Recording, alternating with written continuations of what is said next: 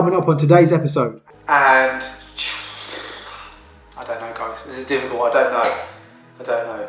Obviously, the optimism has increased slightly. A Shearer-like header, a Drogba-like header, a Les Ferdinand-type header. You know what that means for the for the cumulative scores. But I will say, guys, if you haven't seen Alisson's interview after the game, it's a wonderful, wonderful interview. It really is. Like, it shows a lot of emotion, and a lot of emotion has been taken out of football over the last year, 14 months or so, with no fans, but also with VAR as well. Yes, guys, welcome back to TIFC YouTube channel. Now, today is the penultimate episode of the Premier League Appetiser show. On today's episode, we'll be touching on game week 36 results. Remember, there's only 8 fixtures to talk about, so we'll run through some of those. We'll literally be previewing not necessarily game week 37, but 37 and 38, but more so the teams that have actually got something to play for in terms of European positions, so we're touching on that. Also, run through Indy versus rest of the world results. Injury news also will be in there, and some other news, and that's where we're going to be starting. The Leicester City are the new FA Cup winners, guys. So congratulations to them. It's the first time they've won the FA Cup. I believe it's their 5th final. Obviously, they've lost the prior 4. So congrats to them, the fans, and the manager, Brendan Rodgers. Rodgers obviously done really, really well in terms of the league position and being in Europe this season, but actually to win a trophy, to take that club and to take those players to the next level, absolutely credit to him and the staff and the whole club, really, and to the owners as well for continually backing him as well. Moving on to Arsenal. Now, there was obviously rumours about this about 3 weeks ago that the Spotify owner Daniel Ek, he was interested in buying Arsenal from Stan Kroenke. Now, there was a bid made over the last week or so, and it's come out over the last few days. It has been rejected. Now, the bid was £1.8 billion, and Daniel Ek has confirmed that it has been rejected. Now, whether it's got more legs, whether he goes in for another bid, I'm sure he probably will. And I'm sure Arsenal fans will encourage that as well. Some negative news to talk about. Now, we touched on Emma Hayes and her positive news in terms of winning the league last week. Now, they had the Champions League final yesterday, and unfortunately they got absolutely hammered. The result finished 4-0 to Barcelona. Now, it's a very disappointing debut, if you like. It's the first time Chelsea have got to the Champions League final, and just putting a performance like that and a result like that is very, very disappointing. And probably no doubt will make her more hungry going into next season. So now, Jurgen Klopp touched on Diogo Jota is going to miss the remainder of the season. Now, there is only, at the time there's 3 games left, there's only 2 games left now. You mentioned that there's some sort of bone issue, not too serious, but serious enough for him to miss the remaining 5, 6, 7 days of the season. So, yeah, disappointing news. Obviously, it gives him one less option going forward, and obviously he's been quite, not prolific, but he's been definitely a goal threat quite regularly for Liverpool, and another option off the bench if they did need to use him or if they wanted to rest one of the main 3. Just a little bit of an update on Harry Maguire. Now, Solskjaer has said that he's optimistic that he could be available for the Europa League final, which is about 10 days away. Unlikely he's going to play or feature in any of the 2 league games. Obviously, the optimism has increased slightly from last weekend, where obviously the incident did happen. So really, there's not much to really report back, apart from the optimism has increased slightly. Moving on to Indy versus rest of the world next then, guys. Now, this week's opponent is a lad called Rudvik. He is a lad who's based in India, runs his own coaching sessions, devises programs for players, etc. We met each other on Instagram. He's a good lad.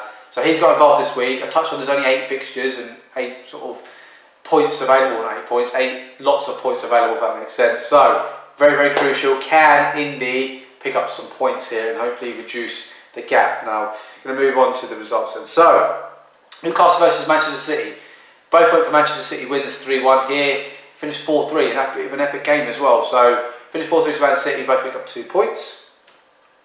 Burnley versus Leeds. Arguably the shock result of the weekend, if you could argue. I went for 2-2, he went for 1-1, and it finished 4-0 to Leeds, so neither of us picked up any points there. Southampton versus Fulham. Now, both went for Southampton wins. I went 2-1, he went 2-0, and it finished 3-1 to Southampton, so again, another 2 points apiece. Brighton versus West Ham. I went for a West Ham 2-1 win, just thought the hunger would be greater. he went for a Brighton win actually, so we went complete opposites. He went for a Brighton 1-0 win, and it finished 1-1, so neither of us have picked up any points there. Palace versus Villa, no, we both went for Villa wins 2-1 in this game, probably because we thought Grealish would be back and it would give him the edge.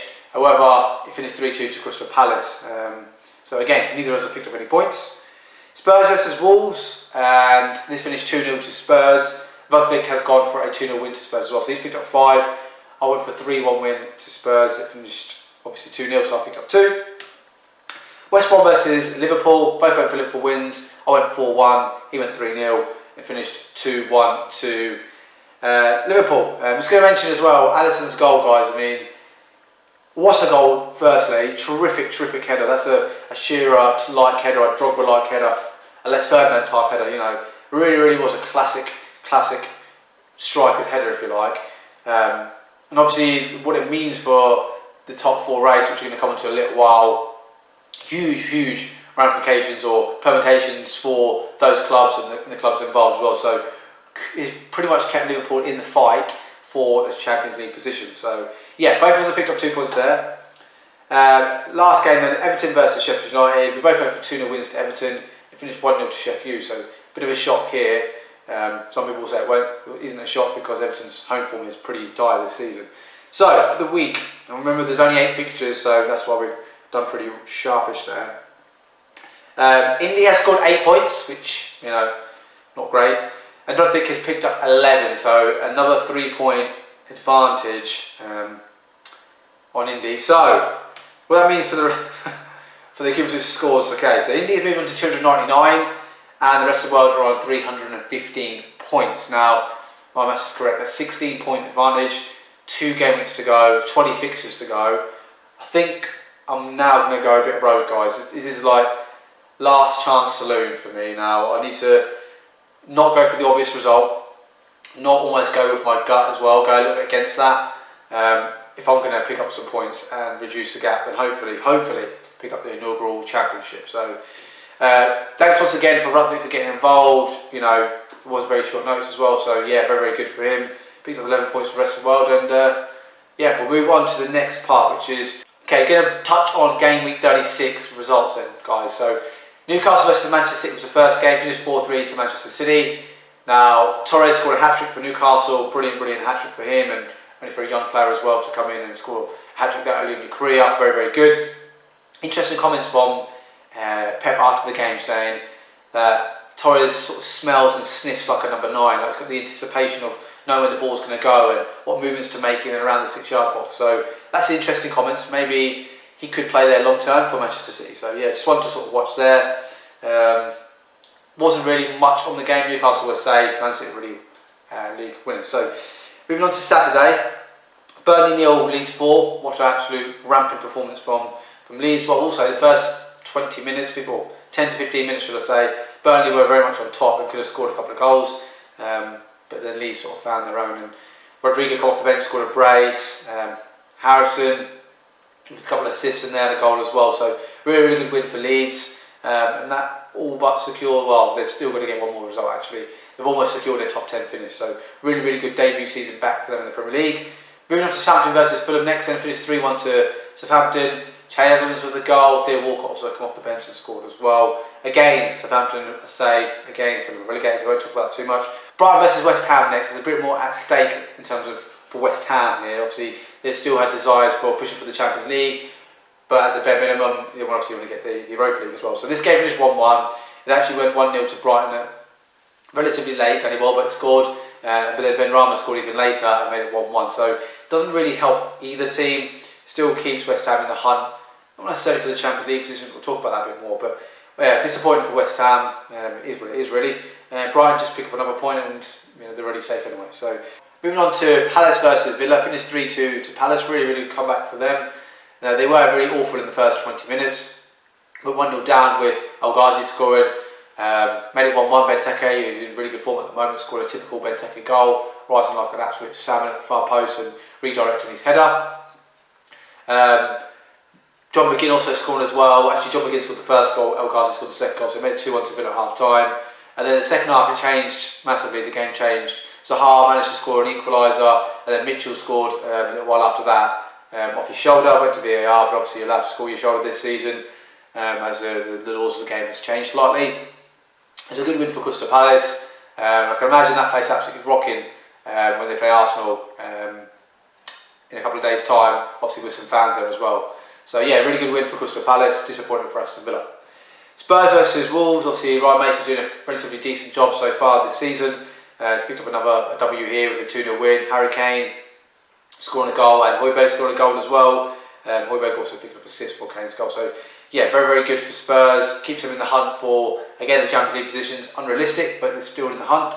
And we'll talk about that a bit more going forward.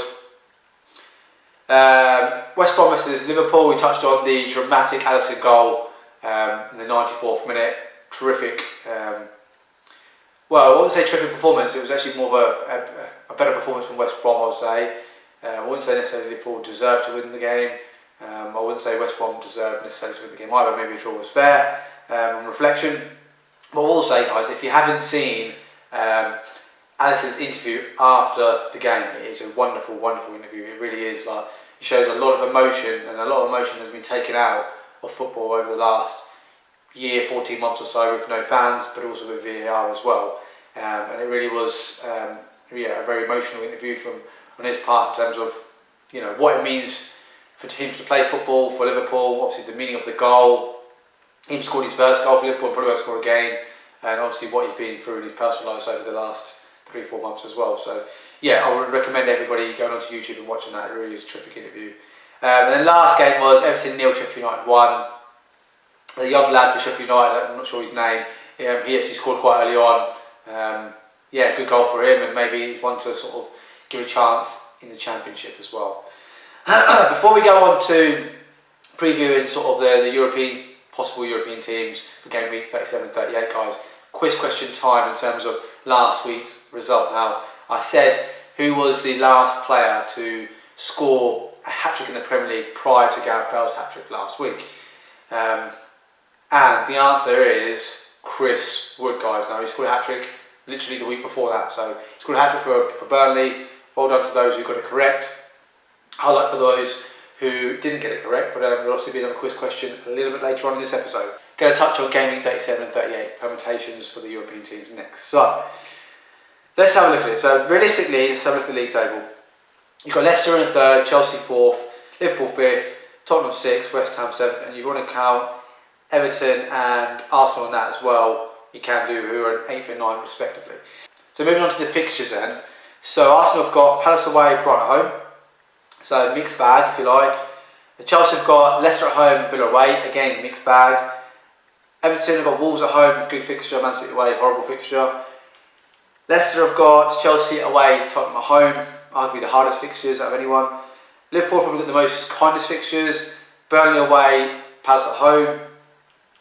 And then Spurs have got Villa at home, Leicester away, so they've got a mixed bag as well. And then West Ham have got some kind fixtures.